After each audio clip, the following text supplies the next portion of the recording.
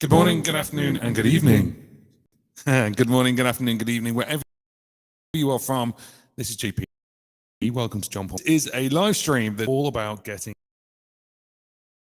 by gig ready. Well, there's a couple of things we can do with a loop pedal, which we need to do at a gig. So first of all, hi, echo, because it's a station which is just here. Let me introduce you to my loop station. This is the 100 with the TC Helicon voice like player and a couple of other bits as well.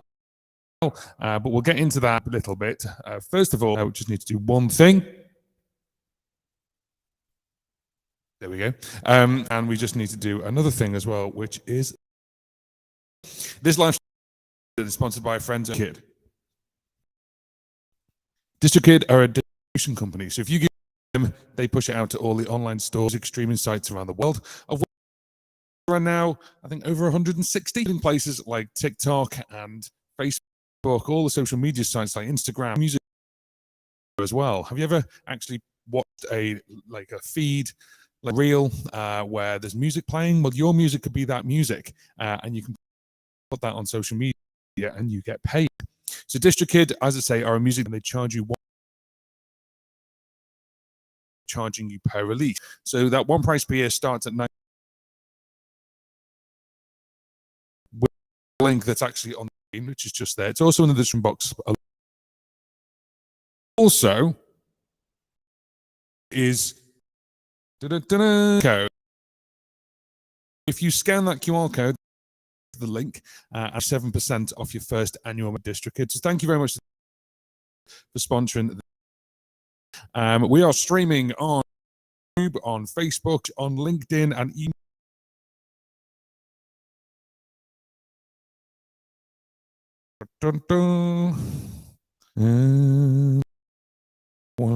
Let's have a quick. Let's just go there, and I just need to do one thing.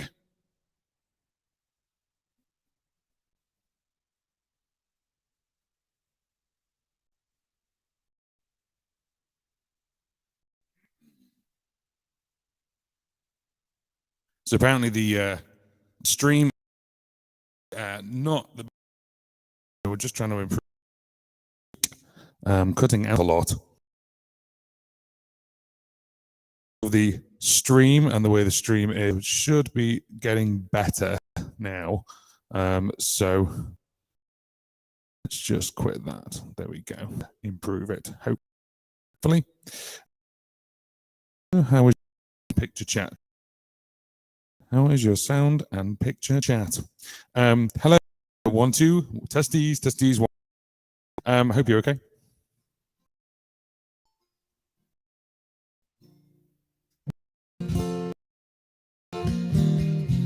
Someone tell me what that sounds like. Sound all right?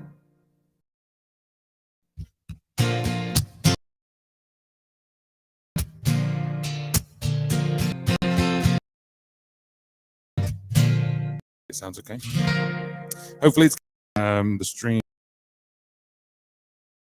saying it.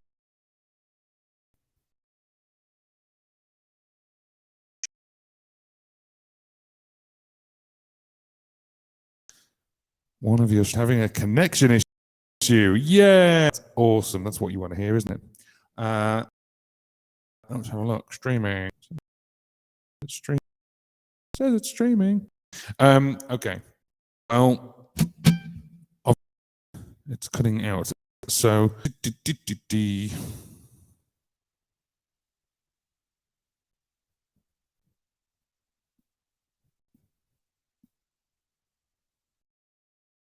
Okay, right. So let's.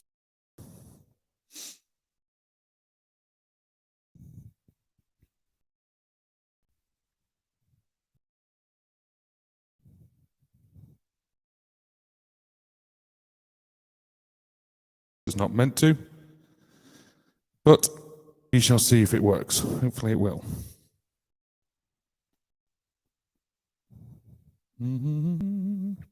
This is not how I wanted to start the stream. I do apologize, but hopefully this should start getting a bit better now.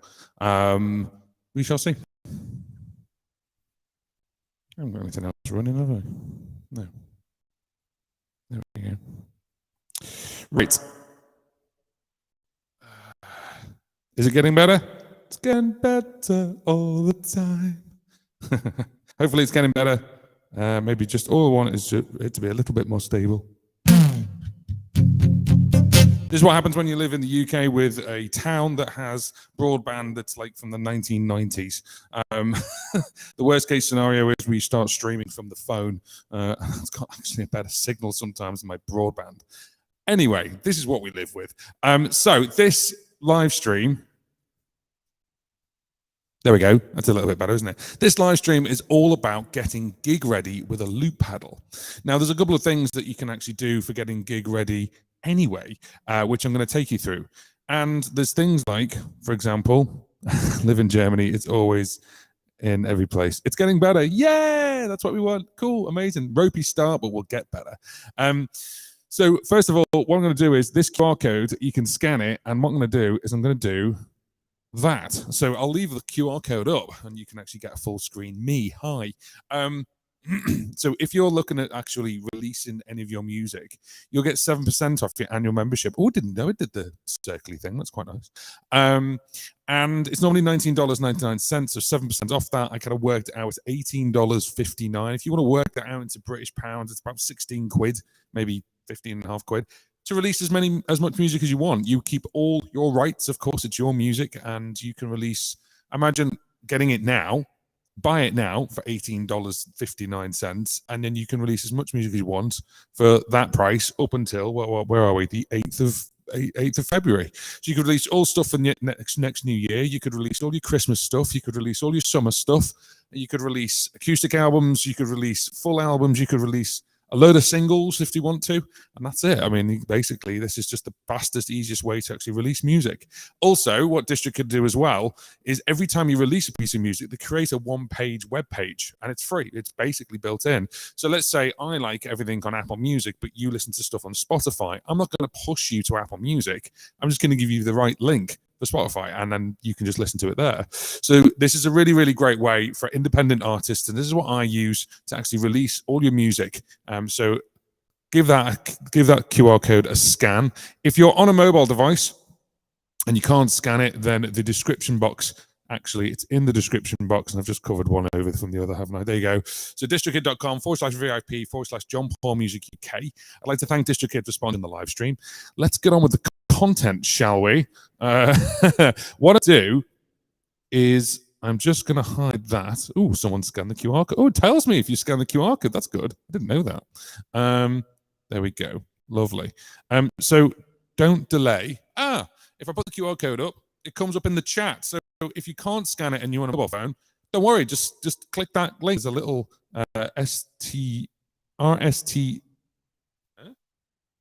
rstm.io link. There you go. And it says check out DistroKid, and there you go. So you can click it there as opposed to scanning it. Now, a couple of things to get gig ready. First of all, the first one is making sure you have all your equipment with you. Now, I know that sounds really stupid and idiotic, but you would not believe the amount of times I've gone to a gig and gone, I got that 4-way board. And because you might not know what stage setup you're going to. So it's always better to have too much stuff than not enough. And down here, I didn't conveniently put it in the right place, but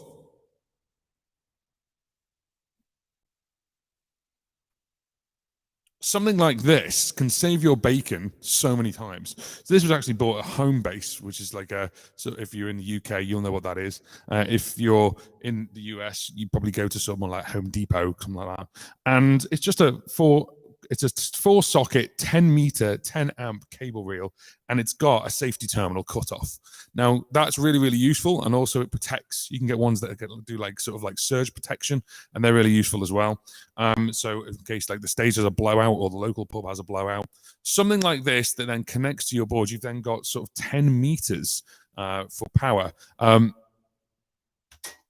been to a local pub before and local stage before, and I've gone, cool, I just need to plug in.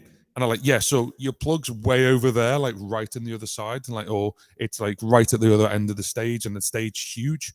So that's really, really handy to do. So it depends on obviously where you are, but I think it's always good to have that in the bag, because you've actually then got obviously a way of plugging in, and you want your board right in front of you. You don't want your board over there. You certainly don't want you over there in the corner. You want to be stage front and center. So I've got a gig coming up on Friday, and luckily it's a pro stage, which is great, at a place called Heswell on the Wirral, and I'm supporting an act called Hits Out of Hell, and they are a fantastic Meatloaf tribute band. But I'm supporting them, and then I'm going to be playing a sort of 45-minute set with this very setup. So that's the first thing, is power. Make sure you've got enough power, and also make sure and test at home that your system works. I know that sounds, again, a bit silly. All these things might sound a bit silly, but they're all really useful, because if you get to the gig and then suddenly find out that this whole system that you've built doesn't work, then you're going to have a real problem on your hands. So the first thing I've got to do is basically make sure that all my connections work. How many cables do I need? I actually take this microphone with me, because that goes directly into the looper, as opposed to using their own stage microphones. Now, some sound engineers are just like, yeah, sound, no problem, cool. And some sound engineers are like, what are you doing? What? When you bring a looper on stage, people panic. There's some people who go, yeah, I know what you're doing. You're doing the Ed Sheeran thing, or the Katie Tunstall thing, or something like that. And then the older ones go, what you don't want to plug your guitar into the guitar DI, and you don't want to plug your microphone into the microphone DI, and they panic and they start freaking out. Then they start adding things like effects on. Can I go, I don't want any effects, or maybe you do, maybe a little bit of hall or reverb like we got here, but too many effects, because obviously if you've got your own, it's just going to double up and you'll end up sounding like you're in a bathtub. So the next thing is cables, as I say. So cables for your equipment. So luckily with my guitars now, I don't have cables for my guitars. As you can see here, I've got this. This is called the Lacato transmitter. I think it's got a name, the L70 or something like that. But the Lacato transmitter, and I've got one for this guitar and I've got one for my other guitar. So the other thing with this is I've got cables for my microphone, because that goes straight in. And then if you have a look just here, and let me just move the QR code. So let's just put the QR code in the corner there. There you go. So you can still scan that QR code if you want to get sort of your 7% off DistroKid. But as you can see down here where my foot is, just there in the corner, I've got two of them, and I've got an A/B switcher. So because I've got two different guitars. So of course, these things last quite a while, but what you've got to do is you've got to charge them. So the next thing is making sure you've got your right cables that you need. So as you can see at the top here, all this is connected up on the pedal board, and that's nice and easy. And then I need my left and right going out to the PA. And then sometimes you actually want to give them more than just a left and a right. So left and right's dead easy, because you're controlling all the sound. But the problem with that is then also, if you're not that familiar with controlling the sound, you may be building a load of loops, and then you sing over the top and you can't actually be heard. So what you can do, certainly with an RC600, for example, and a couple of other loopers as well that have multiple outs, you can give them the loops, and you can also give them a dry signal of yourself. So you can actually give them the signal of you as just the microphone, and you as the guitar. So then that's two. And then the other two are a stereo out of the loops. And that way, sound engineer can mix you between you and the loops to bring the loops down. Excuse me. So the next thing is, obviously, as I say, with the cables, you've got your plug to make sure you've got enough power. You've got your cables, you've got your mic, you've got all the stuff. You've got then I consider that to be part of cables, because that's plugging in, as it were. Make sure you've got them. And what's this?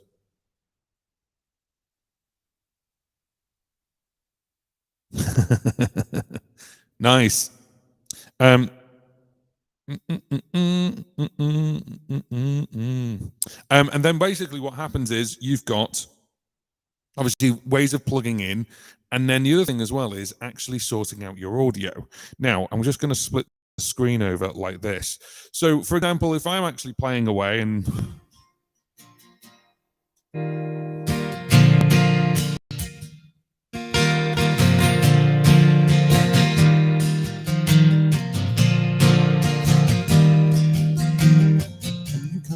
because I'm too quiet, but my guitar is really loud. you're gonna have to adjust it in one of two ways.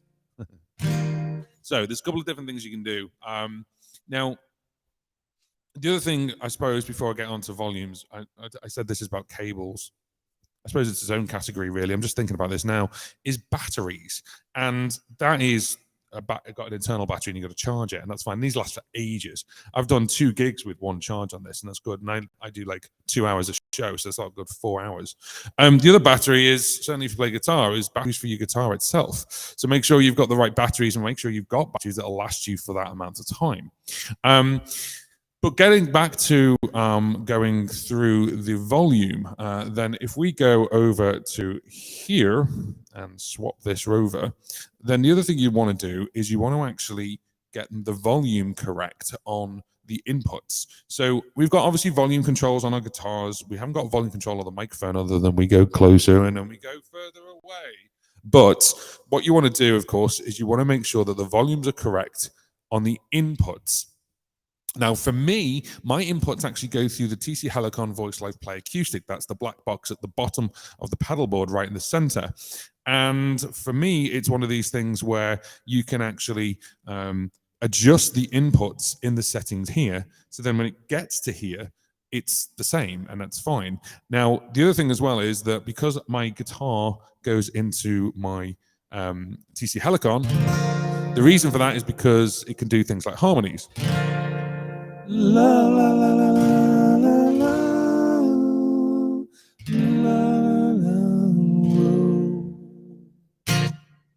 Now, I need to make sure that those harmonies are a little bit lower than me in the volume because, again, you don't want the main vocal to be lost. And then also, if you're going to be looping things like that, it can get. So one thing I do is the input on the RC600 is basically the loops are lower than me.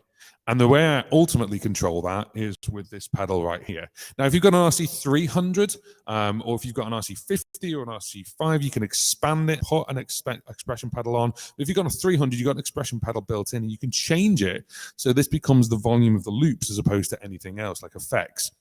So if I put something down,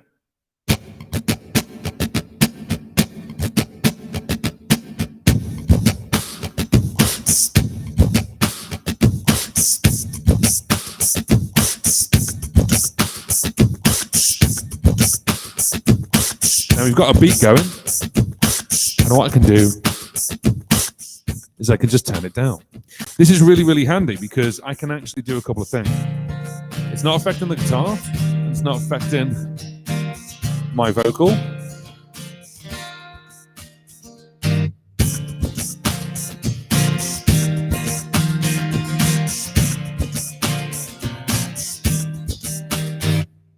See what I did there? So just use the actual pedal to drop it down on the 4th beat. You can see it, actually it's still running there. So instead of, there you go. And I can obviously fade it in and fade it out however I see fit. This is really, really handy in things like pub gigs. Let me stop that. It's really, really handy in things like pub gigs because you can adjust it on the fly. So maybe you've got, like yesterday you did a gig in one place and tonight you've got a gig in another place and the sound is really different. So it's quite boomy or it's quite a lot louder in one place than it is the other. You can adjust the loops and the volume of the loops yourself. And of course you can adjust your guitar by actually, adjusting the volume here. And then of course with the microphone, you can adjust it by looking at the inputs if you need to. Now, should you want to, there we go.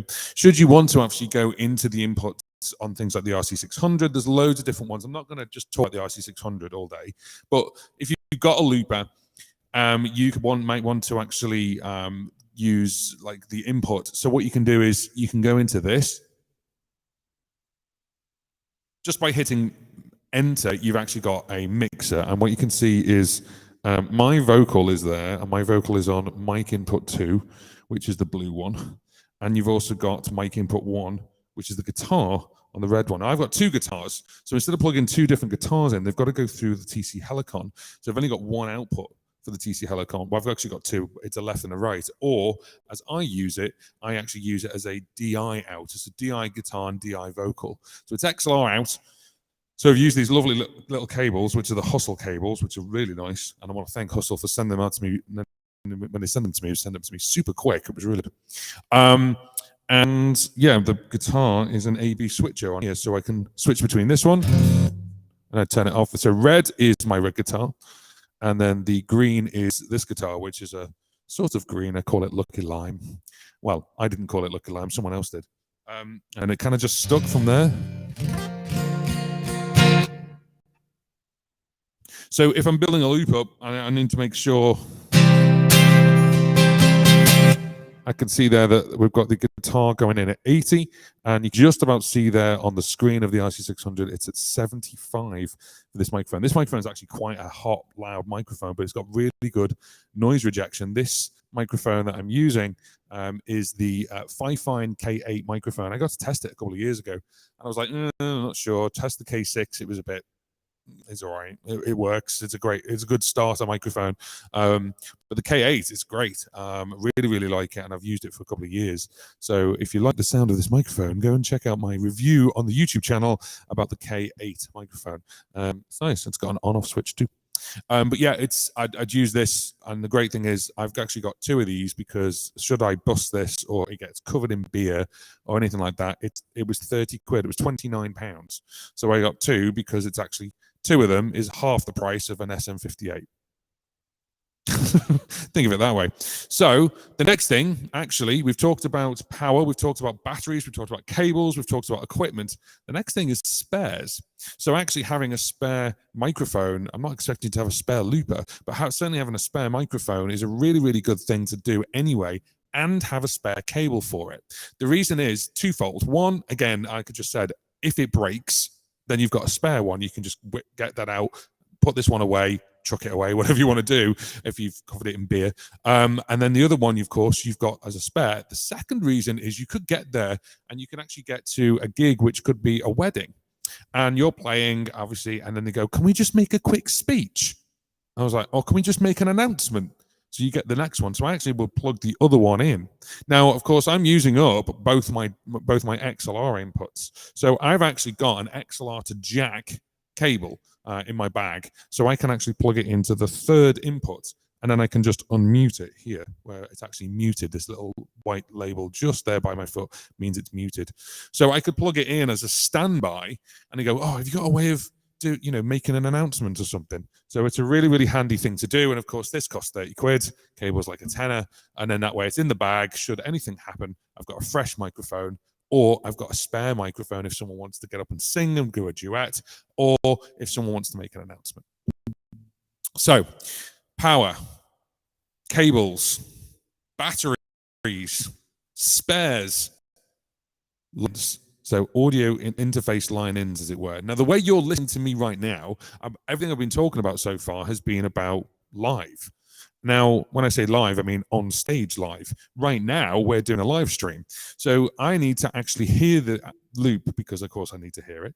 But also at the same time, you need to hear it as well. So apart from the sketchy live stream start, and thank you to those who were actually sticking through with this, because I believe it's got a lot better. Just let me know that in the chat, will you, someone?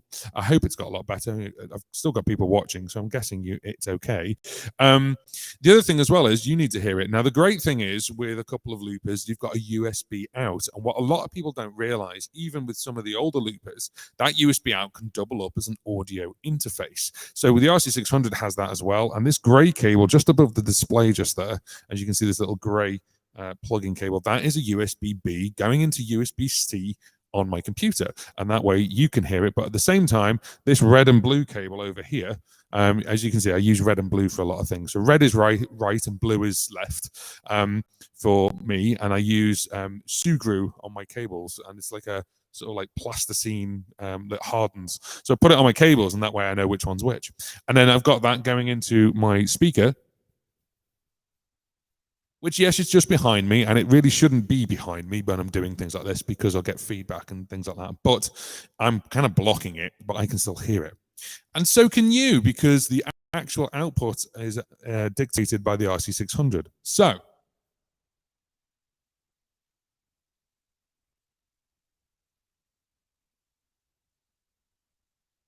here's the interesting thing. As I talk right now, you can actually see the output, and it's got main out, sub out 2, loop out. Now, if I go to loop out and I actually play with this, I hope you can just see that there on the screen of the RC600. You can see loop out is moving up and down, and that's great. But when it goes to full, it's not going right to the top. It's going to 95.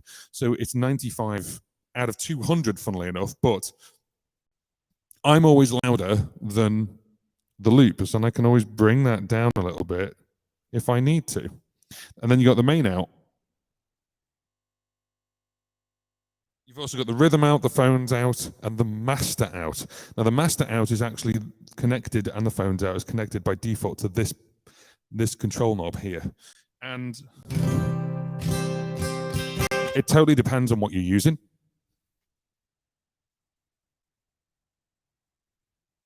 But that way, I can actually control the volume of the loops really, really easily without touching too much. Here we go. The Good Time Folk Rock. Oh, good morning from Pennsylvania, USA, John Paul. Good morning. Good morning. I hope it's okay. Good afternoon in the UK from John Paul Music UK. I hope you're doing well.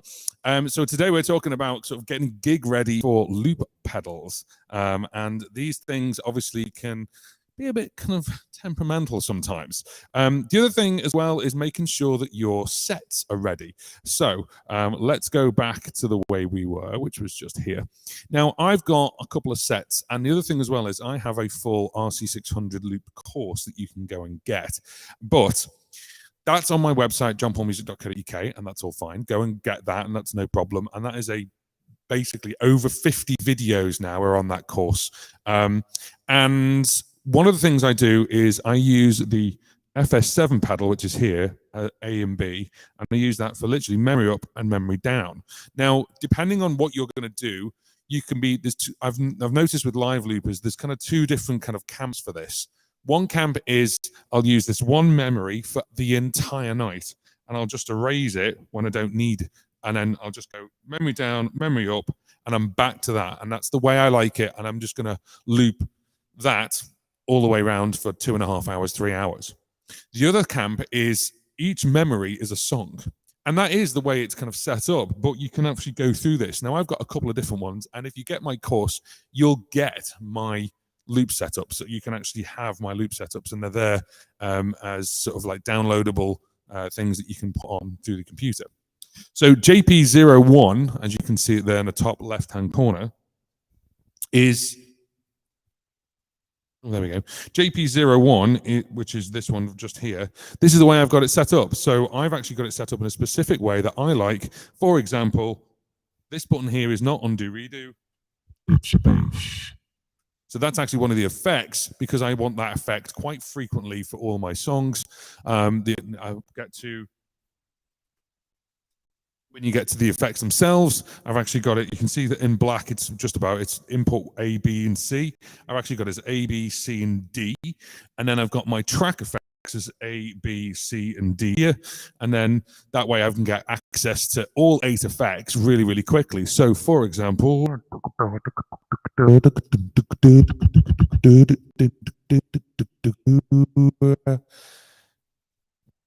don't adjust your live stream. That was actually cutting out undeliberately.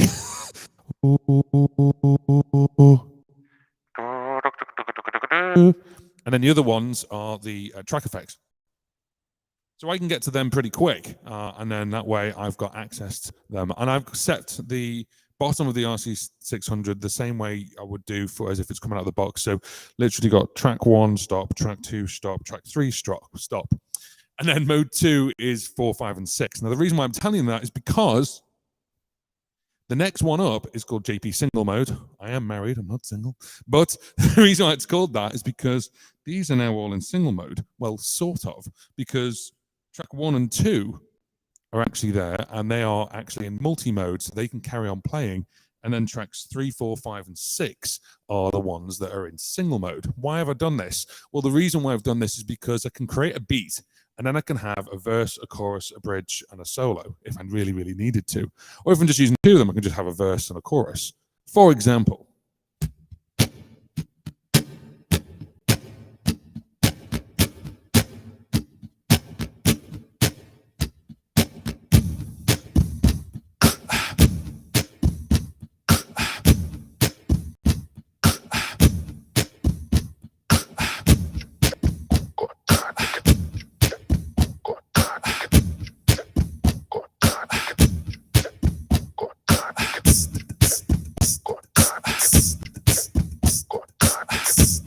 you can see that track 1 and 2 are playing together.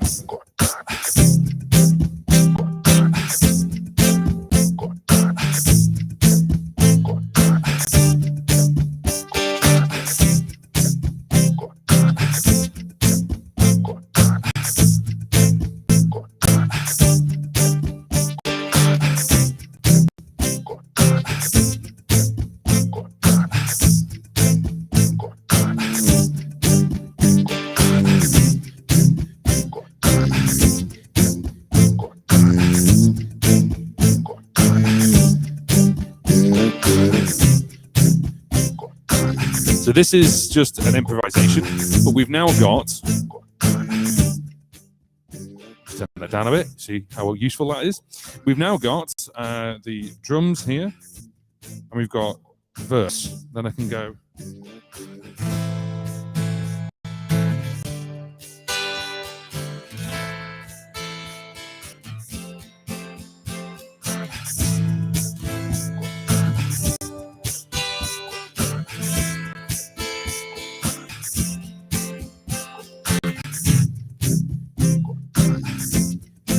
This way, I can actually drop out one of them.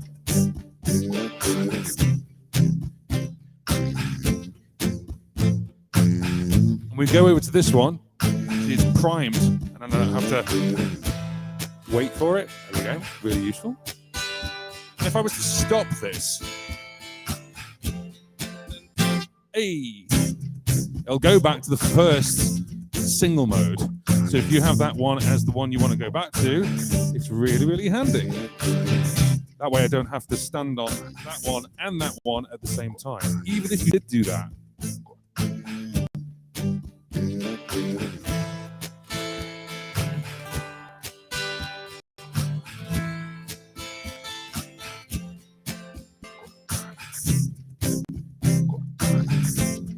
So I hope that makes sense.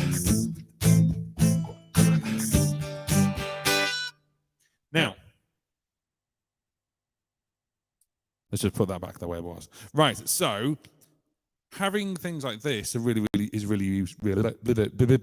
start that again. Having things like this, we're live, this is what happens, is really, really useful. And this is why I've got it set up in this specific way. I am more the camp of like one program, one memory for most tracks, and I'll just erase it and then redo it, erase it and redo it.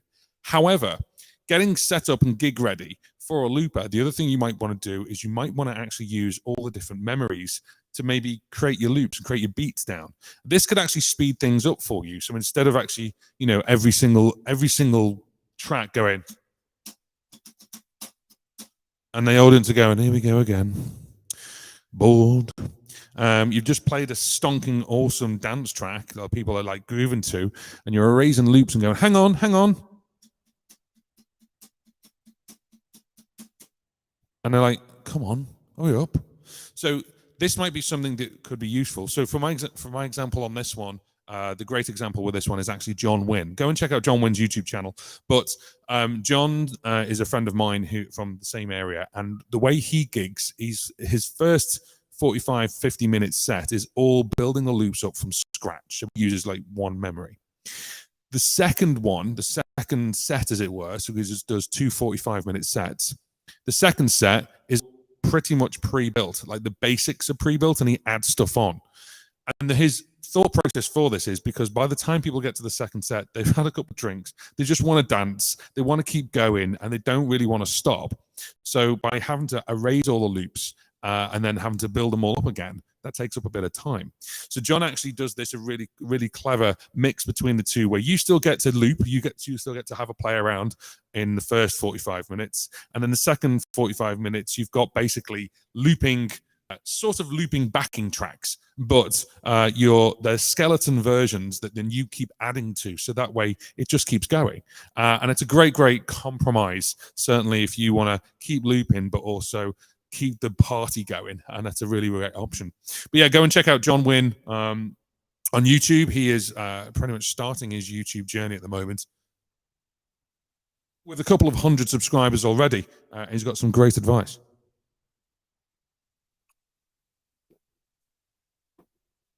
So, whilst I take a sip of water, I'm just going to talk about today's sponsor, and today's sponsor is DistroKid. DistroKid is a distribution platform where you give your songs to them, they push it out to all the different stores and streaming sites, and then you get to get the money, and it doesn't cost the earth. For independent musicians, you need something that can support you, and DistroKid can do that. So DistroKid have this great thing where instead of charging you per release, which can get really pricey if you're bringing out multiple albums, singles, EPs, they charge you one price per year, which is $19.99. And with the link that's in the description box and this QR code, if I can point to it correctly, which is also this QR code, you get 7% off your first annual membership. So give that a scan, and that will actually give you 7% off your first annual membership. I'd just like to thank DistroKid for sponsoring this live stream. Now,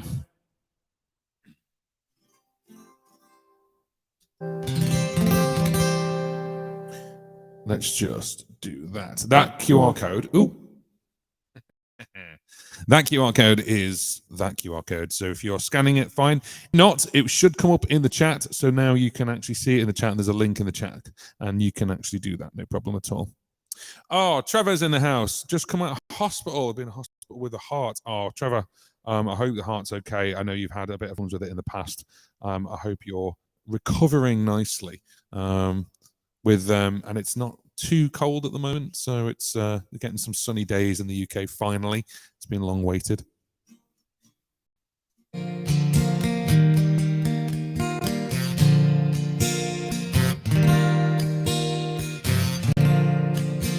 So the next thing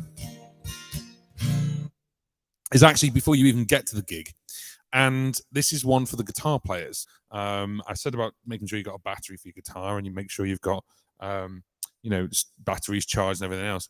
The other one are these. First of all, if you haven't gigged in a while, maybe you haven't gigged through the winter and you're starting to gig again now, you're looking towards the summer, is actually the sort of resistance you get on your fingers can go. So certainly do yourself a little bit of practice. And the other one is cut your nails.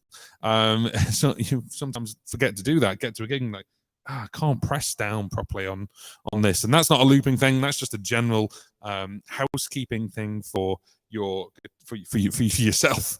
The other one as well is, and this is certainly for looping, if not just general singing advice as well, is try not to eat anything like stop eating about an hour before the gig. Now, you may be doing this already because you're obviously traveling to the gig, you're setting up and maybe just playing. But maybe you're there all day. Maybe, again, it's a wedding, you're there all day and you've had some food and everything else. Or you're sort of nitpicking. You're grazing on food all day. If you obviously want to sort of go boom, boom, and you've got stuff in your teeth, that might not come across quite right, and you have to erase it and start again. The music's cheering him up. Oh, recovering in bed. Oh, mate, I'm sorry about that. But I'm glad it's cheering you up. So, obviously, if you're doing things like BT boxing, then, you're doing your old boots and cats. And if you're singing anyway, then kind of like general advice is obviously don't eat sort of like, up to an hour before, because you certainly don't want to be burping. You don't want to be going and all kinds. You don't want stuff in your teeth. So there's loads of different strange advice, because obviously that all goes into the looper, and you're going to obviously hear that. And even if you're singing, of course, if you're practicing your la la la's, na na na na na na na na, obviously make sure you're doing that not just half an hour before the show. Make sure you're doing it a couple of days before to make sure that you're training your voice. Your voice is a muscle, just like my massive arm muscles not. And obviously you need to train it, and it has muscle memory. So a couple of hour a day, just obviously sort of doing a bit of singing, getting it back into its peak, and then you'll be much more in tune. Certainly if you're looping, because when you do looping, it's going to be there for the entirety of the song. So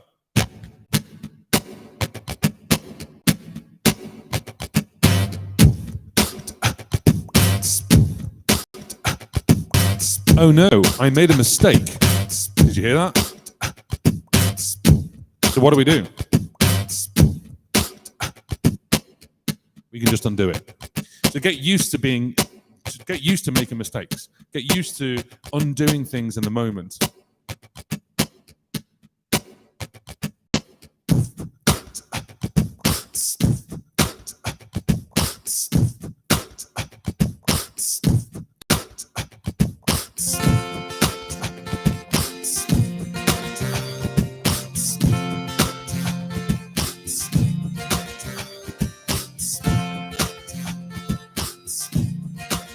Again, hear that buzz?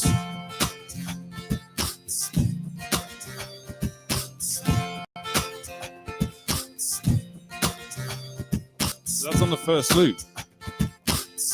The way to get rid of it without the audience noticing is not just to go, oh, I'm going to have to delete it. Sorry, everyone. Hang on a minute. Keep it playing. Okay? And then what you do is just play over the top of it whilst you erase it.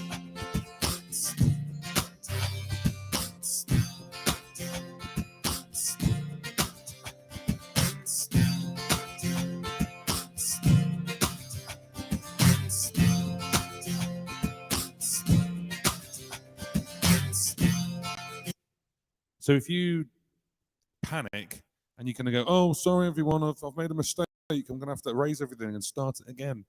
No, probably the mistake you've done is just the very last thing you recorded.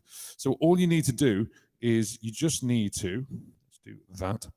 You just need to erase the last thing, but carry on playing.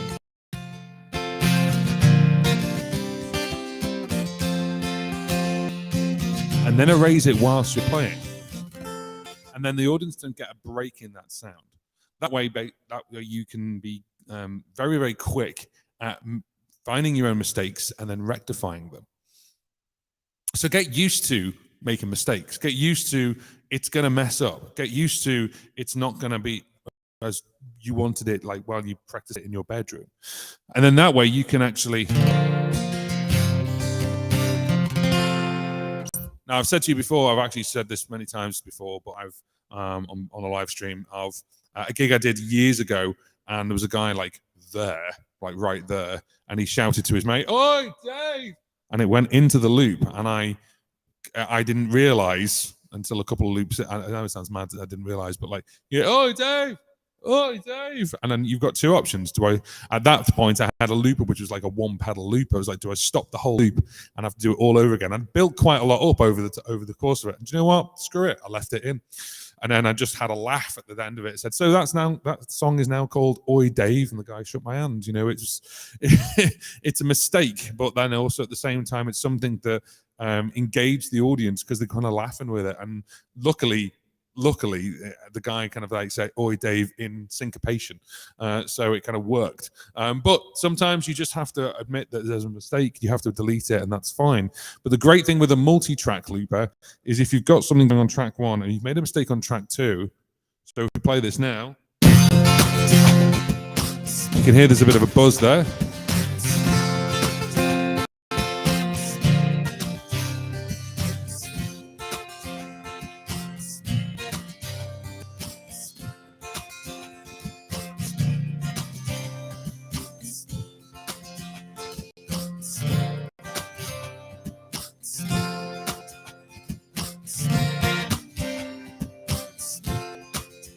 I've done a couple of loops there. I've actually added a couple of things on.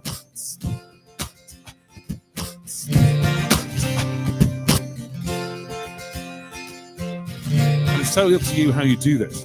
You can erase stuff whilst playing and then just hit it when you're ready.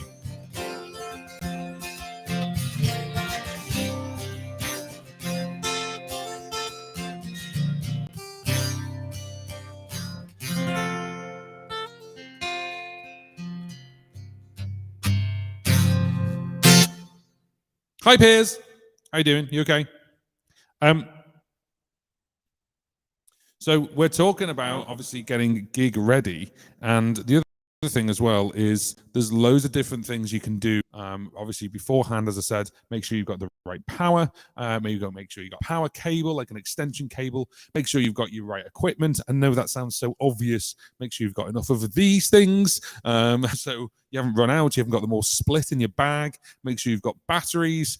Make sure you've got, let's have a look. There we go. Make sure you've got obviously everything charged. So I've got my wireless guitar charging transmitter thing here, and I've got the other one on the looper. Make sure you got them with you. Make sure you've got enough cables, obviously, to go to the PA, and you've set up your looper correctly for the PA. So right now I've got a stereo out, but on Friday I may very well give the sound engineer a separate microphone and guitar out and the stereo out for the loops. It just depends on how we do it. So make sure you've got enough cables for that, because the last thing a sound engineer or sound tech wants is going, have you got a spare lead? They don't want that. So it doesn't look, you don't look professional. So there we go. Yeah, that's a good one as well. Yeah. Let's just bring up what Piers just set up. Make sure you know what's already at the venue and what they want. That's a good option. I mean, the thing is, you could go to a stage that I'm going to on Friday that's got, I know that stage, I've played at it before, so I know that they've got like DIs that I plug into. However, if you go to like a local pub, that pub could actually be like, yep, sure, cool, we haven't got a speaker. Have you got a speaker? No, just brought my looper. Well, actually, you need a speaker. So definitely call ahead and make sure, are you plugging into their PA like I do in a bar in Liverpool? Or are you bringing your own PA? So that can make a massive difference, of course, whether you're actually going to be playing or not. Then, of course, the other thing to make sure you're gig ready is make sure you've got your volumes correct for both the inputs, but also your outputs. So the inputs, so you're not too distorted going into the looper, but also at the same time, so you're not overpowering the looper, but also at the same time that the loops aren't as loud as your microphone, so while you're singing, and also that you're not blowing out the PA, so it sounds like a wall of noise. The other thing as well is making sure that you've got, we talked about obviously some personal things like you're playing guitar, cut your fingernails, don't about up from an hour before playing, so you're not, if you're beatboxing, you don't want to go boom and just like have a hiccup or a burp or something like that, because that's never going to look good. And then the next thing as well to be giggly is your actual tunes themselves. So the tunes now are kind of basically things like make sure you've got stuff planned out. For years, I was awful at this, and I'll tell you, ask anyone who's watched me like over the past like couple of years. I had a little book. It's not little, it was like an A4 like binder. And in that A4 binder was my lyrics and chords, and that's fine. And I think everyone's been down that road where they've took that with them. And I got to the point where, it was like a safety blanket, and I just wouldn't let it go.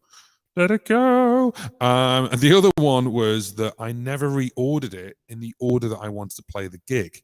So what would happen was I'd be like, yeah, cool, blah, nah, nah, nah, nah. Wait, finish that song, right? Hang on a minute. Flick, flick, flick, flick. That one, no, not that one. No, not that one. And you've literally got the audience going, mm-hmm.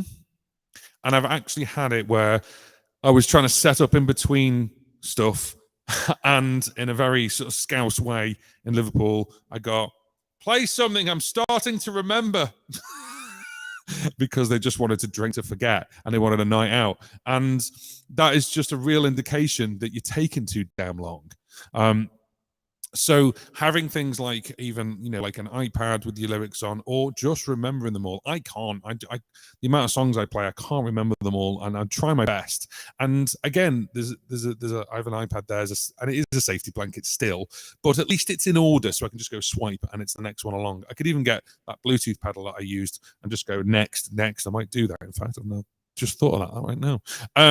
So I could do that, and obviously, therefore, I'm a little bit more professional in the next song.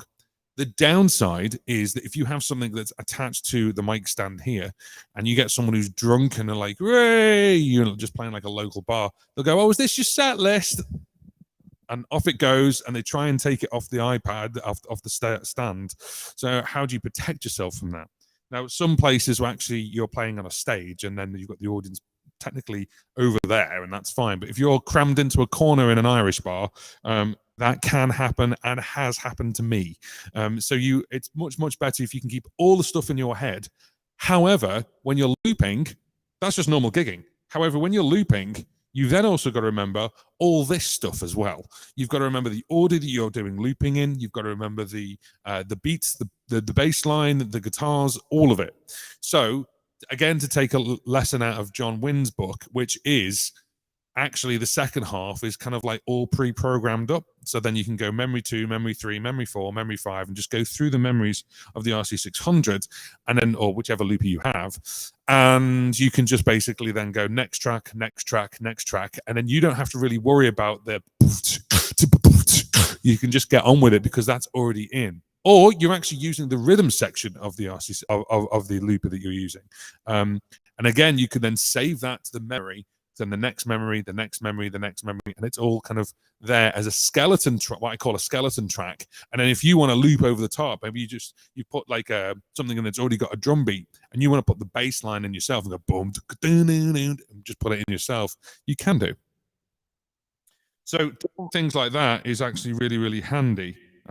So I've got, as you can hear, I'm scaling through stuff right now. This is just a different version of Deeply Tippy. So.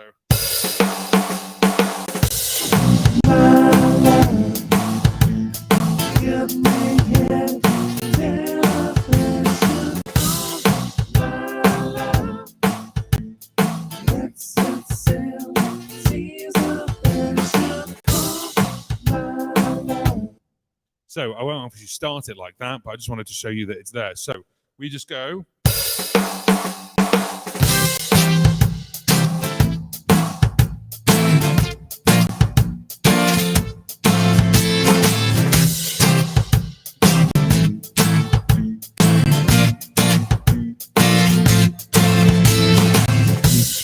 Tip about the way you walk, deeply high, not for the much you got. Deeply tip about the love you got. See, I forgot the words. Deeply mad, mad for the love we had. Oh, my love, in me head not sail of passion. Oh, my love, let's set sail for the seas of passion now.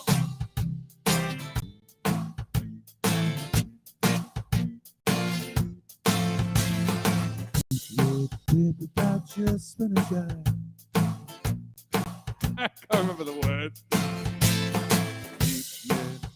I'm your Superman. I'll explain. On my lowest lane. Oh, my love. Can make head not sail of passion. Oh, my love. Let's sail for the seas of passion now.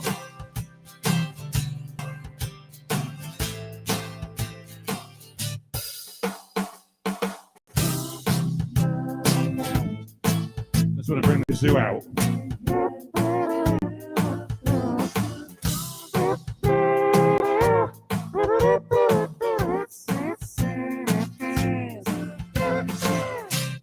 So there we go. Yeah, I'm really good with words, aren't I? But as you can see, I've set it up in such a way where I've got the rhythm section going. I've got already what I played, and every time I hit, when it's actually stops completely, you can hear there's an intro. So if it doesn't matter which one I play.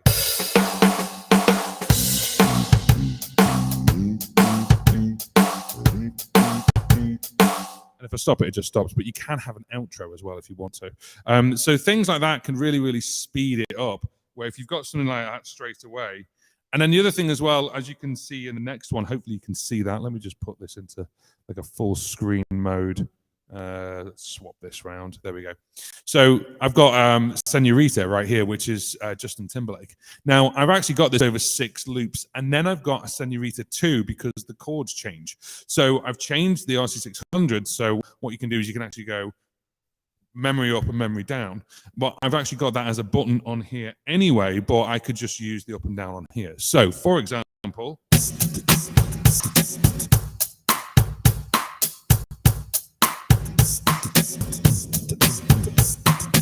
hopefully that's all right.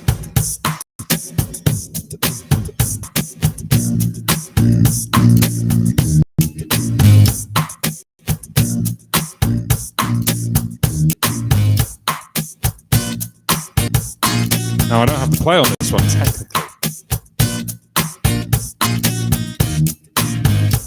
In a sunny day, didn't know I'd be such a beautiful girl walking down the street in a bright brown eye.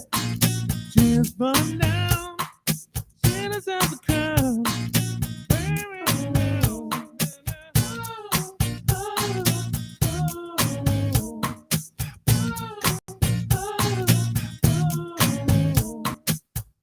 So, can you see the blue? I hope you can see the blue. This, instead of all start stop, when I'm on mode 2, all start stop is blue. And what it is, it's not an all start stop, it's go up one memory. So I can actually. Now look into your eyes. Right? Now on mode 2, on Senorita 2, that's go down the memory. And it all happens live.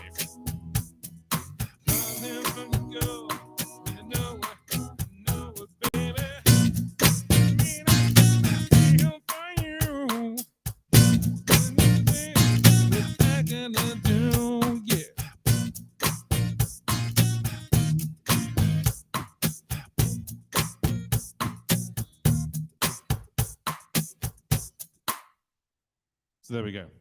Now it's quite a complex one, and obviously I've got to get my voice in shape for that one. But just to show you how quickly you can obviously get things sorted, it can take as it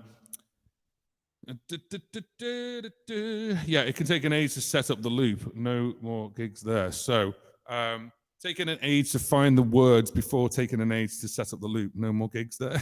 Yeah. So you also, what you're doing as well is, you don't realize it, but you have to realize it, is that ignoring the audience for a second, you're always in a sort of interview with the promoter or with the bar owner. And if you're like fumbling around, then it's going to show. It's going to not look great. So if you've got things like words, and you've got them like, I have them on like an iPad, just sort of like on my mic stand, just as a reference. And then, you know where you are in the song, and you know where you're on the loop. There's some songs I can do like off the top of my head, and I don't need the lyrics, and that's fine. As you add more to your repertoire, then you need to obviously learn them. So if I was like doing sort of Flowers, Miley Cyrus, which is obviously brand new, then I need the lyrics. I don't know it off by heart. So it depends on what you're doing, obviously, with that. So there's loads of different ways, obviously, we can get gig ready, as it were. But the other thing, as I say, the main one really is obviously making sure that you're prepped for the set that you want to deliver. Obviously, if you're just going out there with a looper and going, I'll just add a looper, you could do. I mean, I was speaking to a great band called The Distance. They're a looping duo, and we've got an interview with them coming up, which we did the interview. We've already done the interview. I'm editing it at the moment, and it's really funny. And they're a great band, and they're on YouTube as well. So go and check out The Distance. And Matt was saying that they got a looper, and they kind of took it to gigs and didn't use it. And it was always plugged in. They were just going through it. And then I just went, I'm going to go, and just did a thud. That was it. They just did a 4/4 thud and just looped that. And then they've always been an acoustic duo. So they play over the thud, and apparently like the crowd just went wild because they had that boof, boof, boof. They had that extra bit. And it was just a simple looper, just a little one-track looper.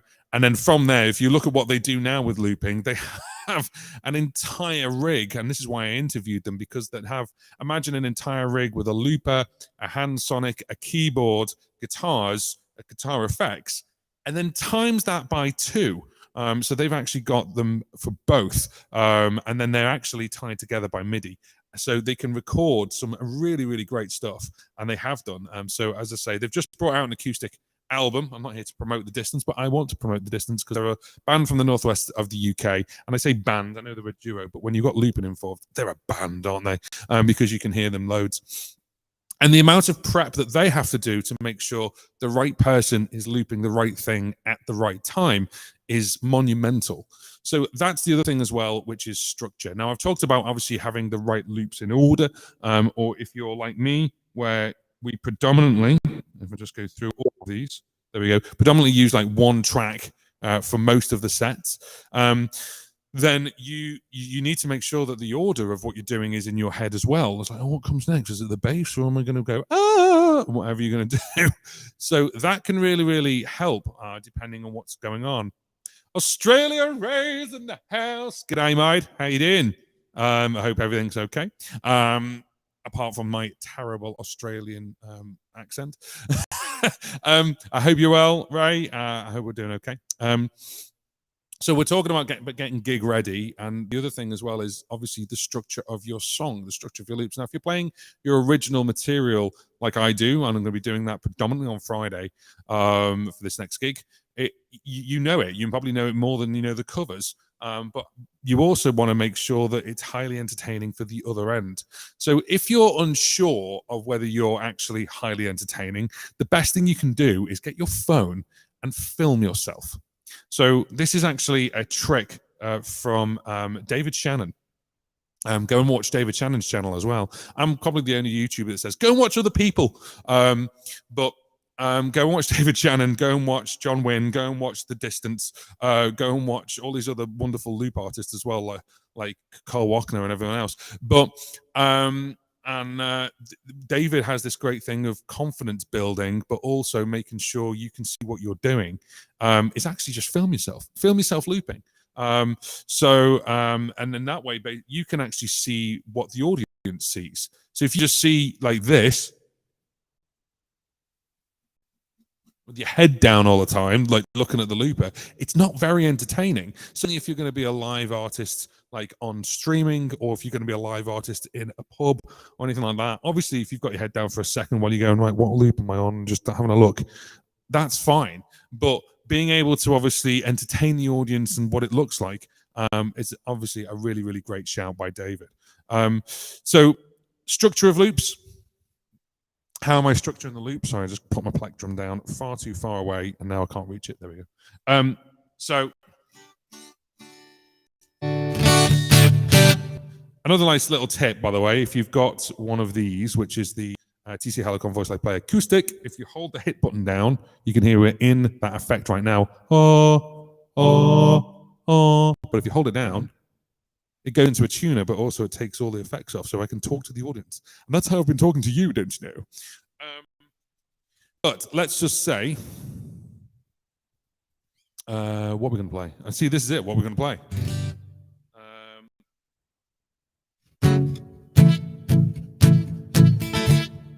So one of the songs I start off with when I'm doing sort of like pub gigs and everything else, and it's a good song for me because I get a balance of where I am, is playing George Ezra's Shotgun. So if I was to actually,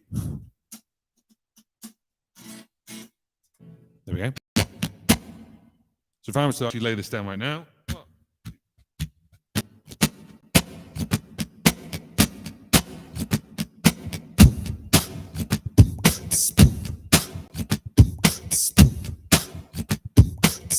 APT's in the house. We're talking about getting gig ready. Yeah, we'll catch up on that one because quite a few tips and tricks from other people that I'm just basically telling people.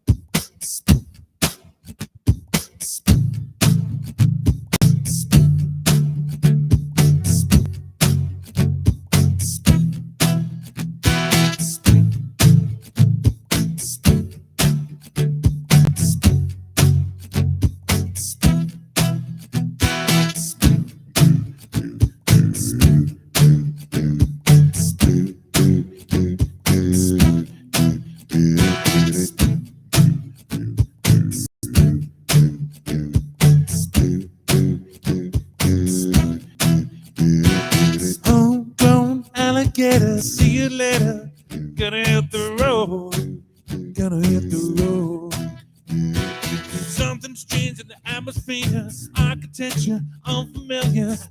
I could get used to this. Time flies by in a yellow and green. Stick around and you see what I mean. There's a mountain top that I'm dreaming of. If you need me, you know where I'll be. How we riding shotgun underneath the hot sun, feeling like someone. Whoa. How we riding shotgun underneath the hot sun, feeling like someone. Whoa. Shotgun, hot sun, someone. Whoa. Shotgun, hot sun, someone. Whoa. Yeah, south of the equator, navigator, gonna hit the road, gonna hit the road. Deep shit diving round the clock, bikini bottom, stalker top. I can get used to this. Time flies by in yellow and green. Stick around and you'll see what I mean. There's a mountain top that I'm dreaming of. If you need me, you know where I'll be. How we ride a shotgun underneath the hot sun, feel like someone. Whoa. Now we ride a shotgun underneath the hot sun, feeling like someone, someone, someone, someone.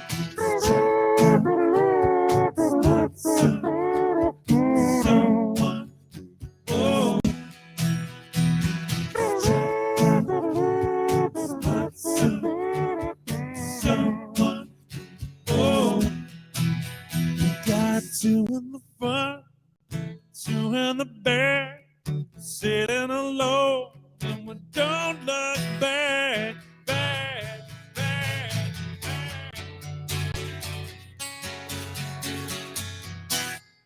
I'll be riding shotgun underneath the hot sun, feeling like someone.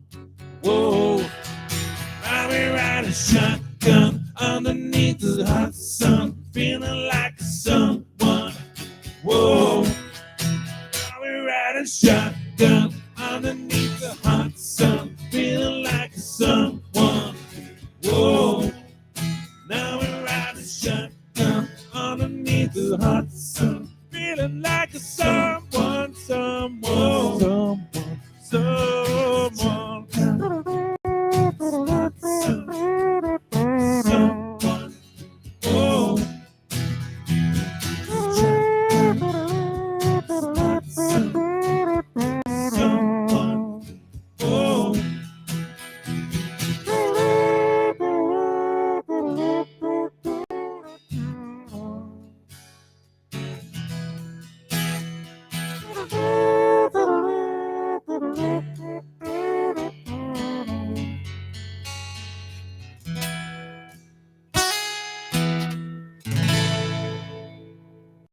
Three. Oh, thank you very much. So, when I was talking to you before about structure of the loops, I decided to put loops in a certain place. So being gig ready, when I'm talking about being gig ready, obviously I'll recap again. We talked about power extenders, batteries for your guitar, batteries for your actual guitar so you can use it, but cables, your microphone, a spare microphone, plectrums. Don't eat before gigging or beatboxing, so you burp with too much beer. Your inputs, the inputs of whether you're live streaming, so you need USB as well as being able to hear it yourself. The volumes, all these different things. But then also, we're talking about the structure of your loops. And this is the other thing that I'm sort of plugging today, which I need to sort this out. What's going on here? Oh, there we go. Swap. There we go. So the other thing as well is if you go to johnpaulmusic.co.uk, which is my website, I'm actually doing a brand new course. Now, I'm really, really, really happy that APT has just said this. hoping to get gig ready. Thanks for all your help. RC600 course is amazing and has really helped. So that leads me nicely on to, I have an RC600 course, and that's correct. And you can go and get that, no problem at all. But I also have the Looping Starter Kit course. Now, the Looping Starter Kit course is not out yet. And whilst it's not out, you can actually get 25% off it. So it's actually going to be $97, and you're going to get it for $72.75. So if you want to actually get gig ready and you want to start looping, this is going to be a basic course. Okay, this is now, even if you're a seasoned pro, you might want to pick this course up because we're going to have some real cool tips about structure, as well as actually how you would go about doing your very first loop, how you would get your bass loop, what I call the bass loop, or the floor loop, as it were, down, how you get it right every time, what you do with mistakes, how to avoid them, how to not avoid them, but also talking about structure as well. So this is actually the Looping Starter Kit. And as I said, right now, if you scan that QR code, it's now $97, and you can get it for $72.75. Now, if it doesn't come up with the $72.75, it comes up as $97 when you scan it, then all you need to do is put the word Starter Kit, all as one word, in the as a coupon code, and that will actually bring 25% off. This way, you're actually getting the course cheaper than what I'm selling it for, and also you're helping me build the course. You're actually giving me the money to actually get this course sorted, and with the rigging and the lighting and everything else. And I'm just being completely honest right there. But this way you can actually get into the course 25% cheaper. And then the day it's released, that course will actually be $97. It won't be $72.75. So if you do want to do that, by all means, scan that QR code. And then this QR code that's up here, I'm all about QR codes now. Me in 2023. Our live stream is actually sponsored, and it's sponsored by our friends over at DistroKid. By the way, the QR code I've just put up for both of these, they are actually in the chat as well. So if you obviously want to grab them, go ahead. So this, I'm going to have to take things off of it because this is taking up too much space. How about I do it like this? There we go. Our live stream is sponsored by DistroKid. DistroKid is a music distribution company. So if you've got songs you want to release, or you're thinking about releasing songs, then go ahead and spend under $20 to go and release as much music as you want for the entire year. So imagine now it is the 8th of February, and then what you can do is you can actually release music up until the 8th of February next year. And then after that, it's only $19.99. It's like 16 quid in the UK. I don't know what it is in euros, but if I've actually calculated it over here, as you can see, and so with 7% off, it's $18.59. And that QR code will take you straight there. So thank you very much to DistroKid for sponsoring this live stream. Loads of people click on the link, sign up, because once you've done it, you've made a commitment to yourself. Don't be scared. You don't have to actually release something on day one. Sign up, get your year's discount right now, your 7% off. I actually use the next one up, which is called Musicians Plus, which actually gives you 2 different outfits. But more importantly, you can schedule the date of the release.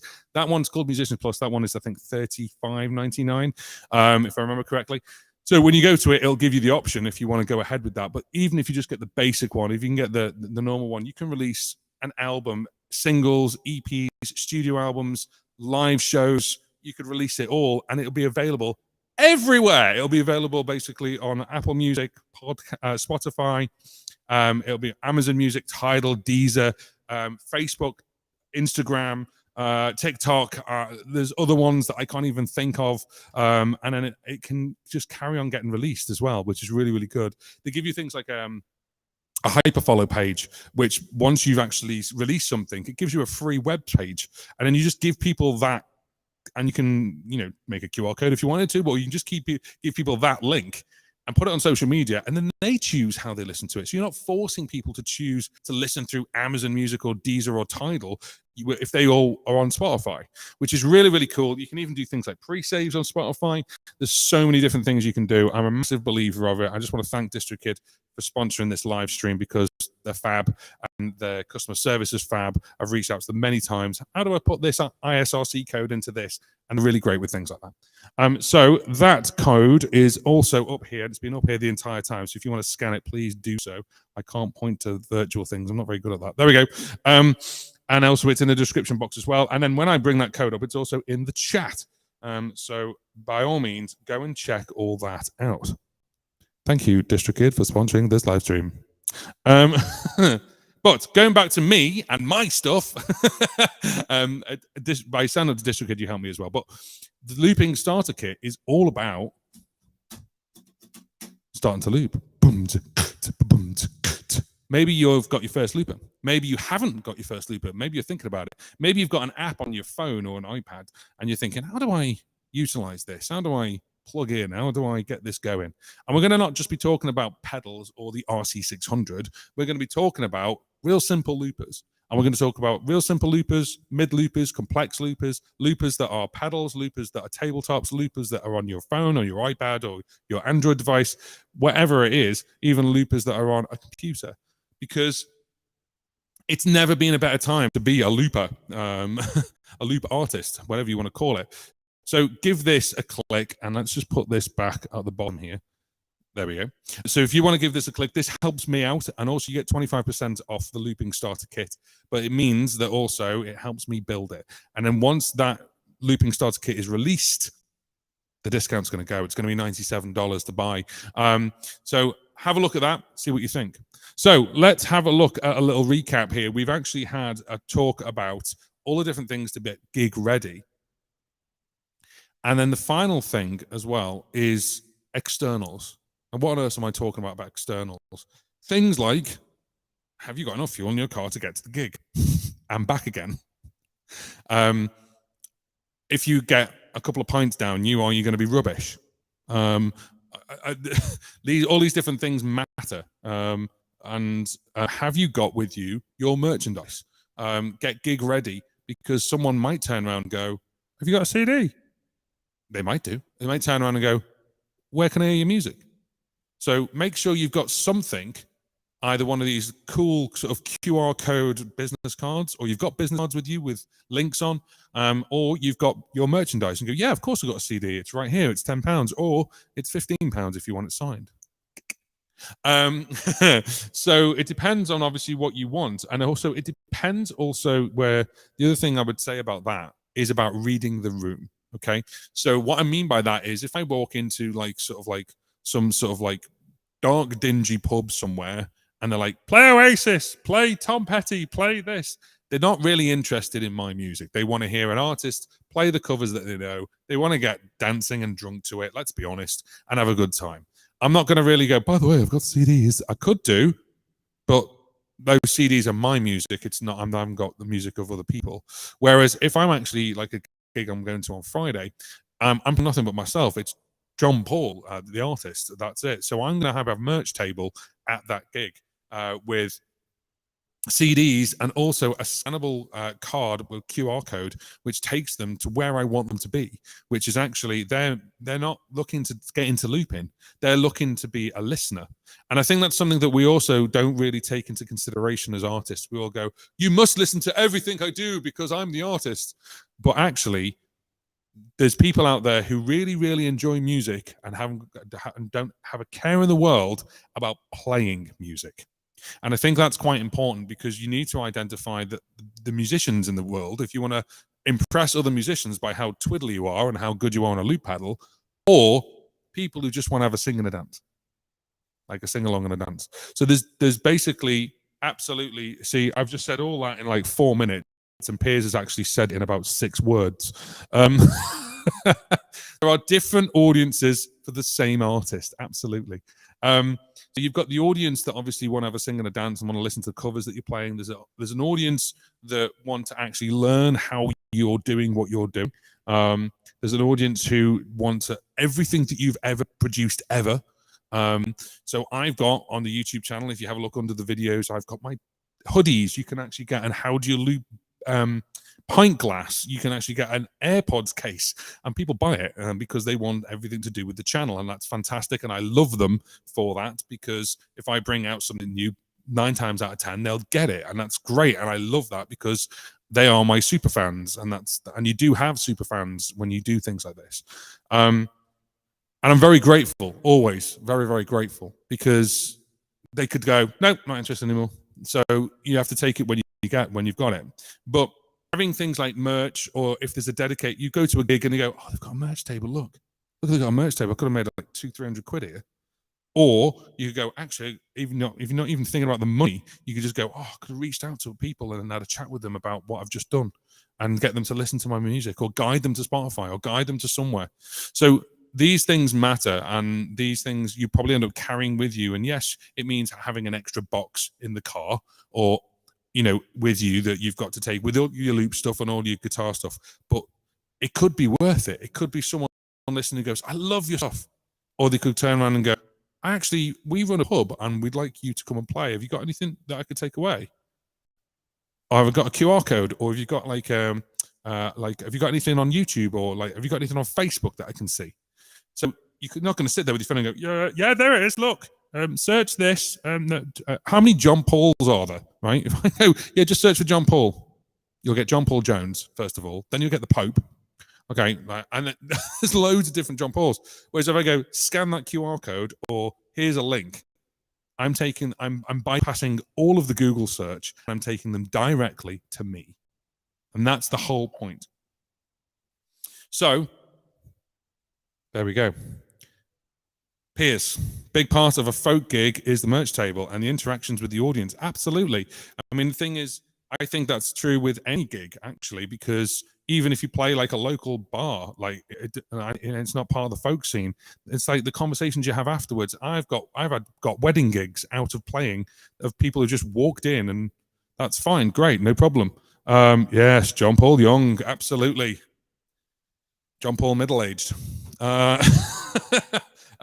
John Paul Young. I mean, obviously, this is my real name as well, John Paul. So, yes, I could have chosen a different stage name, but I don't want to. And my surname is far too expensive in lights because it's really long. A big part of your performance persona. Yes, absolutely.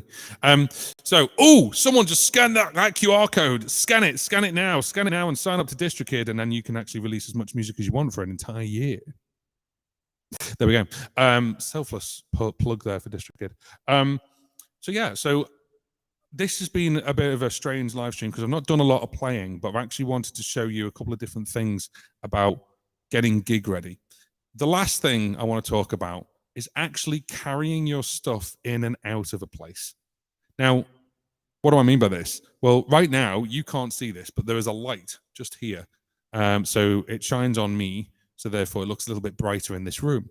There's lights behind me. There's a computer just down here. I'm kind of pulling the screen kind of back now. And that's all great here for live streaming, but I don't need it if I'm going to a gig. What do you need with you to take to a gig? I'll give you an example. I have two of these, okay? I've got two guitars. This is in normal tuning, the other one's in DADGAD, and I love playing in DADGAD. And if I can get it out, it's wrapped in wires right now. I went to a gig, and I completely forgot that. Not just one, I forgot both of them. So my poor guitars were sitting on the floor, lying on the floor in an Irish bar on a Saturday night. It was terrifying. So don't forget things like this. So make a list. Whoopsie, nearly broke my computer. Make a list of everything you need. Piece of paper and a pen, or a tablet, or an iPhone, or a notes page, whatever you want. Make a list of all the things that you need and you will need to take with you. Because I got home from my day job. Oh, yes, I do have a day job as well.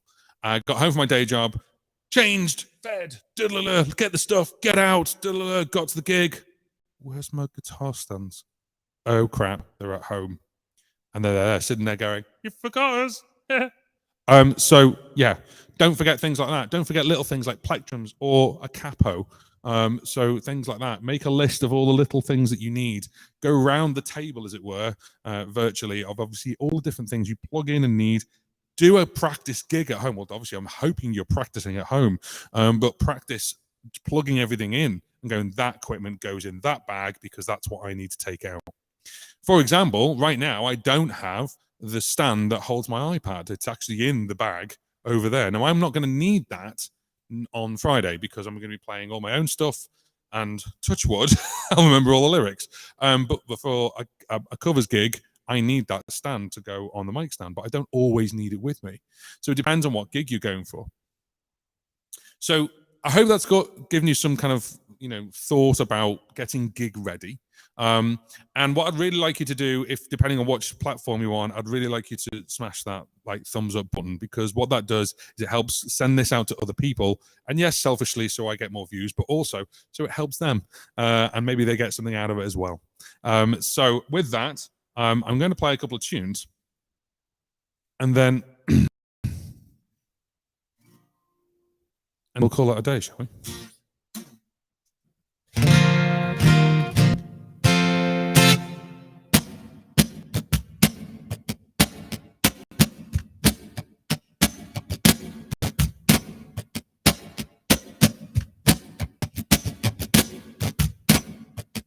Put in the comments section, what is your number one thing for gig ready?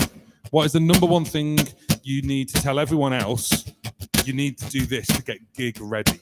And I mean for loopers, I mean for artists, I mean for singers, I mean for pianists, for guitarists, whatever. What do you need to do to get gig ready? What's your number one thing?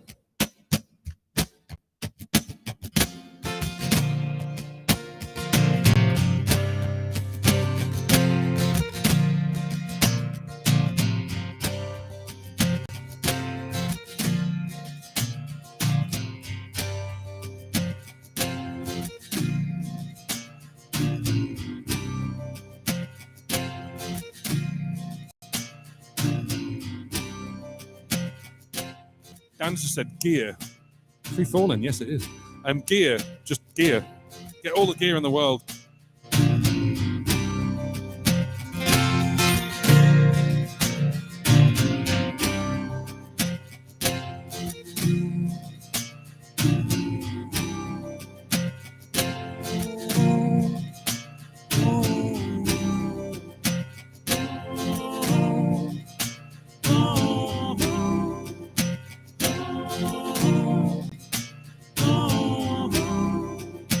Good girl, she loves her mama, loves Jesus, and America too.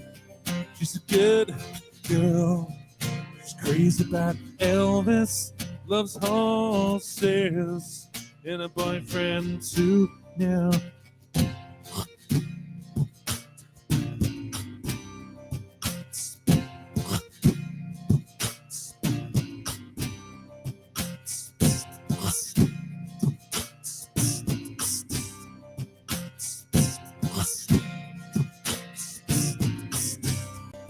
it's a long day, living in the sweeter freeway, on into the yard, and I'm a bad boy, 'cause I don't even miss her, I'm a bad boy, broken hearts, and I'm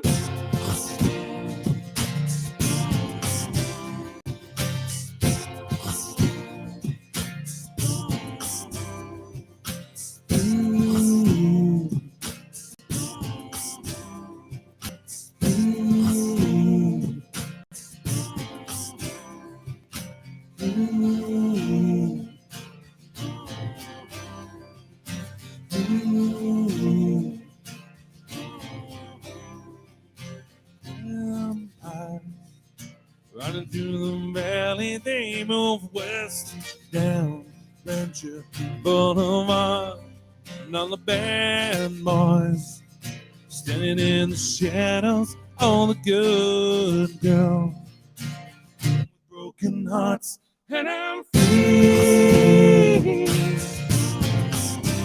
I'm free falling.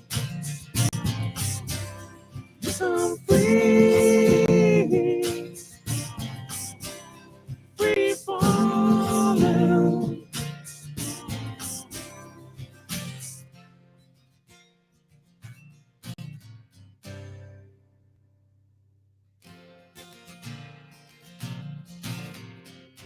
Good advice. Get gig ready. I set up at home first and test all my gear. Imagine if you got a broken cable. I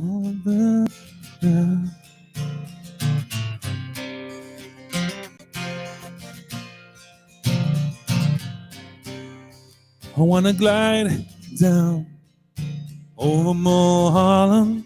I wanna write a right name in the sky. I wanna free fall down into nothing. Leave this world for a while, 'cause I'm free. Free falling.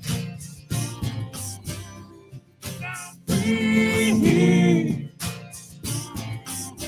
I'm free falling. Free, peace, yeah. I'm free, peace, free, peace, yeah. I'm free, free falling, falling.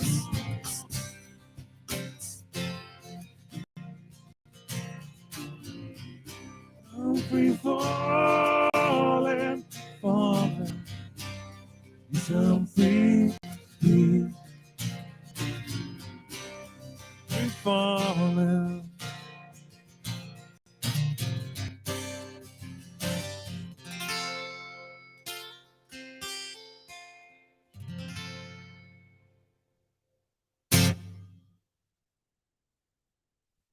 So, gig ready.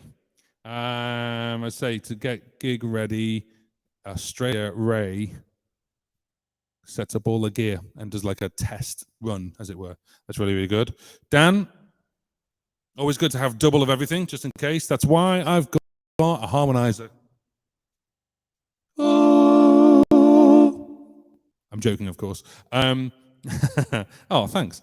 For you, it is cables and strings. Yes. Goodness me. How did I forget that? Strings. A spare pair of strings. I haven't talked about that at all. Thank you, Dan. Yeah, a spare pair of strings. Twang. The reason I don't talk about spare pair of strings, I'm going to jinx myself now because I've got a gig on Friday. But these are fabulous. These are the D'Addario XS strings. They're the ones that are coated. They're starting to go now, but do you know what? They've lasted for ages. I am busting myself now. I'm gonna go to this gig on Friday. With all these paid ticketers, I'm gonna go. And the first thing I hit, and they're gonna go twang. So, as a looper though, as a loop pedal artiste, what could you do to if you're, you know, could I do free falling without this? Could I do it all vocal? Yes, I can. I've done it before.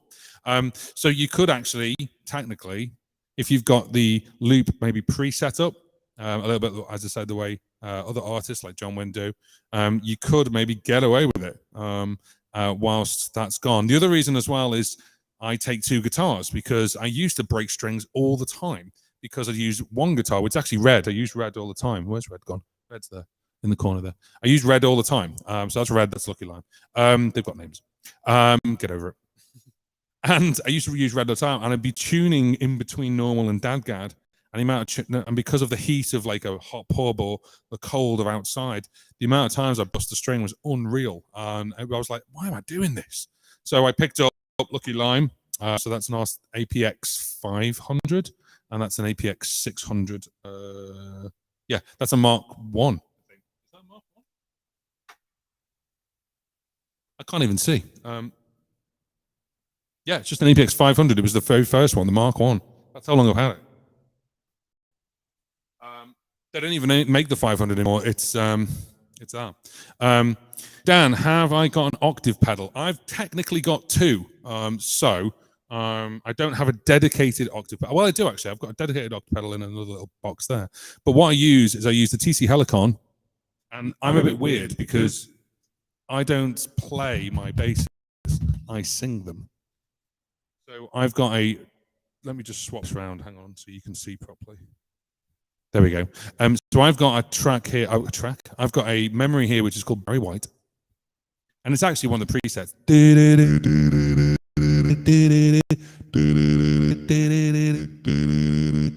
Oh Oh yeah, it's good for that.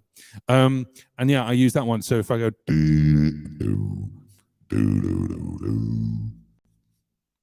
but the RC600, as Ray has just said, has it as well. So I actually do have that one here. Now that is a much deeper. It has a couple of basses on there, but the one I've chosen. So if you hear this one, this still sounds like a human, right? So, I'm still a human, right? Whereas if you go to this one,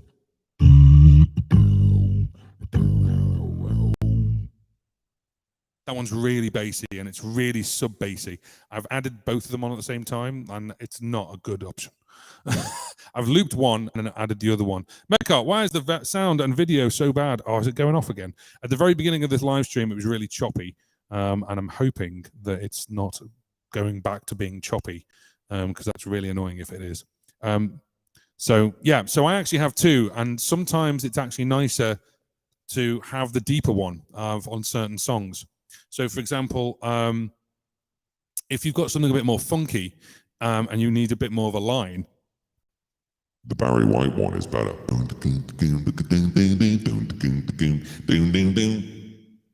Something like that. Whereas if I do the same on this one, it sounds a bit weird.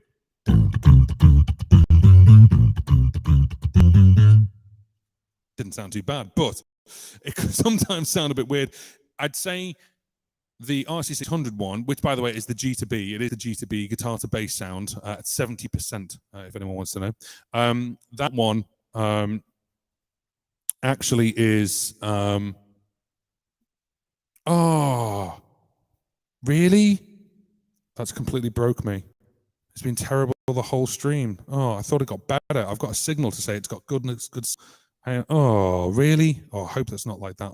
Oh, that's broke me.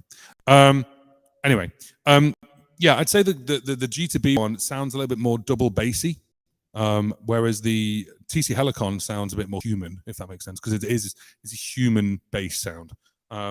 So you have the TC Helicon Voice Live 3 Extreme. Nice. I know some guys upgraded to this RC600. Well, yes, but also the Voice Live 3 Extreme does have, and all the Voice Live have harmony that is auto harmony. Now you do have auto harmony on the RC600, except it's got to come from MIDI. It doesn't do auto play. So if I play a G on this, it doesn't understand what that is. Or it's got to come from MIDI, or you pick the key. Whereas the TC Helicons, they have natural play, as it's called, and they have the you play a G, you play a D, doesn't matter what tuning you're in, and it figures it out, and they're awesome, and they've always been awesome.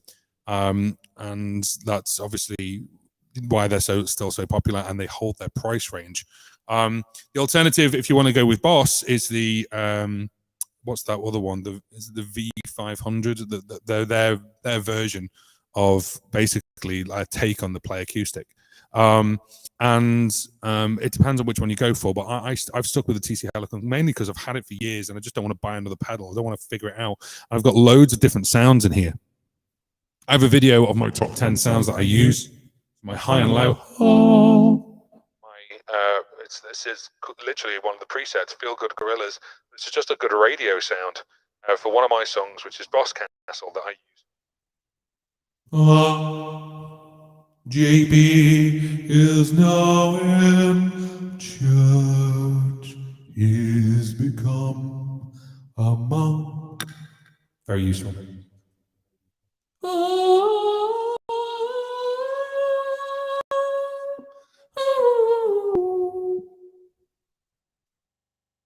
Oh yeah, this is one that I created, which I just changed slightly. So when you're playing Shivers, I normally play on DADGAD, so it's a bit weird playing on this. There's a, let me just turn that off. There is a high, there's an octave high, there's a female voice in the actual track.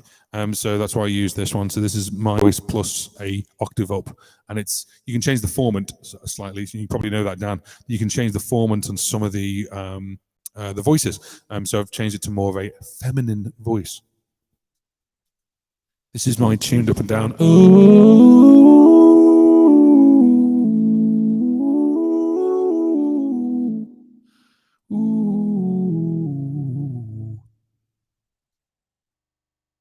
Now, this is a voice that I play around with when I want to talk like this. Yeah, 1, 2, 3 in the place to be. Come on, come on, come on. And it's just a bit of a weird voice.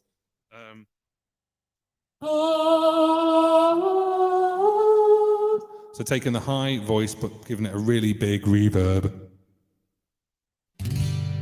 La, la, la, la,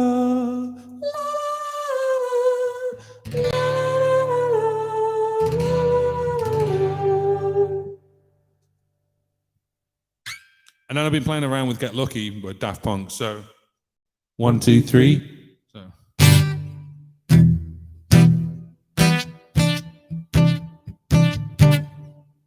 One, two, three.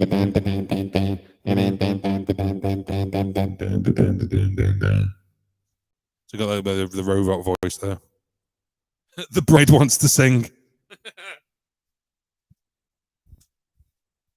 Oh yes, I'm so happy. There you go. I think what made these pedals, the TC Helicon pedals, all of them, really, really popular is the hit button, because you have a normal setting with whatever you want, and then when you hit hit, it will just go to another level where you can then go, right, turn on the micro mod, turn on the harmony, but bring it like a little bit down and turn this on. So it's like 2 stages. You can go on and off for each patch, which is really, really good. With things like the effects on the RC600, they are on or off, and that's it. Now you've got a little bit of a master reverb, but that's about it. With the RC600, wanted down to go this voice right here. It's just on, and that's it. I can't change anything other than that.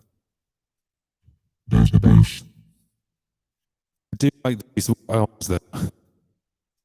And yes, that was meant to be choppy. I do like these ones where they cut up, and it cuts up to the rhythm of the loop, which is really good.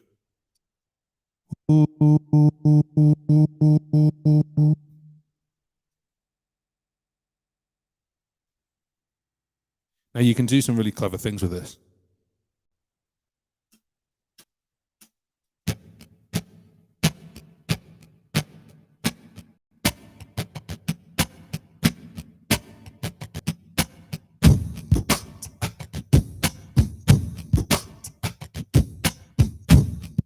Oh, that's another thing I do as well. I've got a high and a low, as you can see here on the TC Helicon. And whenever I do drums, if I turn the other 2 on,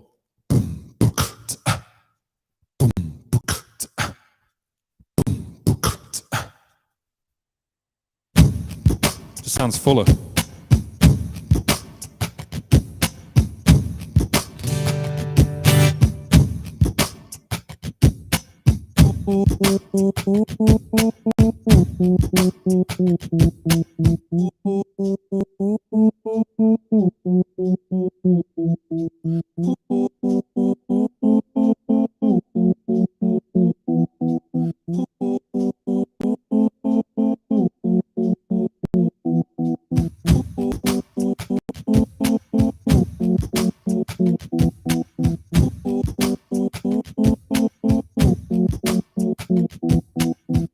So you can do some really clever stuff with that. It's really cool. It's really creative to have that kind of thing where no matter what beat you set or the first loop, then that kicks in and follows, which is really nice.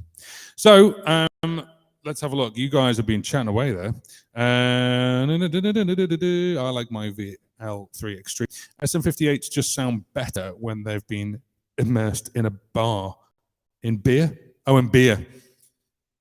In bear. Just push it into a bear. And all the fluff, you get all that nice sound.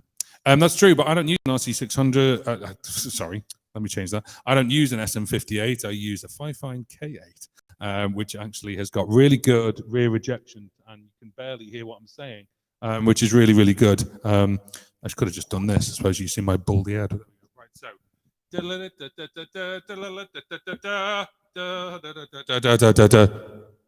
So it's got really good rear noise rejection. That's why I used it, because of the sound of the audience. So I quite like that one. It's quite good. Can you cut the mics off from the loops? Yes, you can. So like a mic mute, you can turn the mic mute on, or you can actually set it so if you press the button, it doesn't go into the loops, it goes through to the PA. So you can have maybe two mics. You could have one mic as your looping mic, and the other mic just goes straight to the PA and bypasses the loops. You could do it that way. So yes, Bride wants to sing. Yes, it has a mic mute. See, Australia Ray's already got on it. He's on it already. It's all good. Could mute my instruments. Yeah, your VL3 can do that. Yeah, absolutely. You can mic stuff. You can mute stuff. Definitely. Can you do the inward case snare? Oh, you mean my beatboxing snare, don't you? My inward. Okay, yeah. So, when I was trying to learn how to do beatboxing, and I don't consider myself a beatboxer, but although I do make beatboxy noises, you go through all the YouTube videos and you go boots and cats and boots and cats and boots and cats and boots, and I found myself going boots and cats and boots and cats, that's out. That's me going boots and cats and boots and cats. I've run out of breath and I can't do anything with it. Then I started going boots and breathing in at the same time, so doing the same noise. Also, I found if you go out, you hear noise. So go.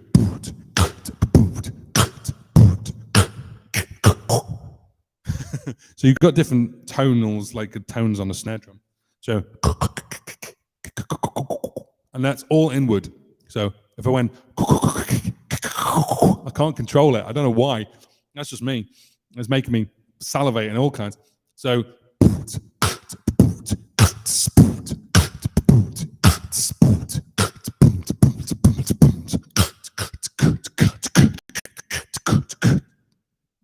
you be the judge.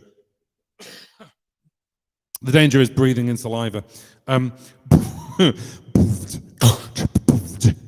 You can make some really nice noises as well, because you can go and move your mouth and do things like that. Ooh, tone. Right, I'm waffling now. I want to get back to what I was talking about. So, getting gig ready. Oh, Dan. I love the inward. Sounds nice. My wife wants to kill me trying to learn it. Wants to kill me trying to learn. You go around the house going, baby, pass the fork.